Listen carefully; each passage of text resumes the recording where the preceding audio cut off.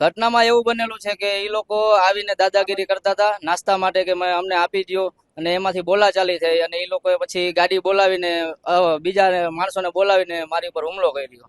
Total 6 લોકો હતા.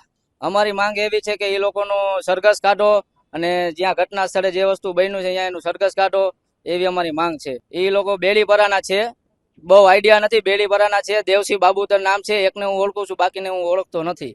આજથી 2 દિવસ પહેલા એટલે કે મંગળવારના રોજ બેડી ગામ મુકામે ચામુંડા દાળ પકવાન નામના અમારા વેપારી વિપુલભાઈ રાણાભાઈ વડેચા, જેઓ ચામુંડા દાળ પકવાન નામનો ત્યાં ધંધો કરે છે અને ત્યાં ખૂબ સારું એવું એમનું નામ હોય અને એમનો ધંધામાં ફૂલ ગરાગી રહેતી હોય. ટ્રાફિકના હિસાબે અજાણ્યા શખ્સો, મને તો નામ ખ્યાલ નથી કોણ આવ્યું હતું, એ લોકો દ્વારા કે ભાઈ મને દાળ પકવાન આપી દો. એટલે આમને વિપુલભાઈ દ્વારા કહેવામાં આવ્યું કે ભાઈ 20-25 મિનિટ જેટલો સમય લાગશે, પણ જે આરોપી છે તેનું કહેવાનું એમ થયું ભાઈ વચ્ચેથી અમને આપી દો.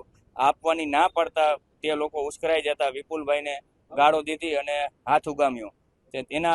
એના પછી એમને કોઈ બીજા વ્યક્તિને ફોન કરી બોલાવ્યો અને અજાણ્યા 4 થી 5 લોકોને લઈ ગાડી એમાં આવેલ અને સીધા વેપારી વિપુલભાઈ રાણાભાઈ વડેચા ઉપર ધોકા અને પાઇપથી હુમલો કરેલ. બસ કે ભાઈ આવી રીતના જો ગુંડાગીર્દી થાય એ ગુંડાગીર્દી બંધ થવી જોઈએ. અને વિપુલભાઈ રાણાભાઈ વડેચા જેવો છે, બેડી ગામના છે ને હું પણ બેડી ગામનો આગેવાન હોય, બેડી ગામના આગેવાન વતી અને અમારા સમાજના રાજકોટ શહેરનો પ્રમુખ હોય ચુવાડિયા કોળી સમાજ ટ્રસ્ટમાં.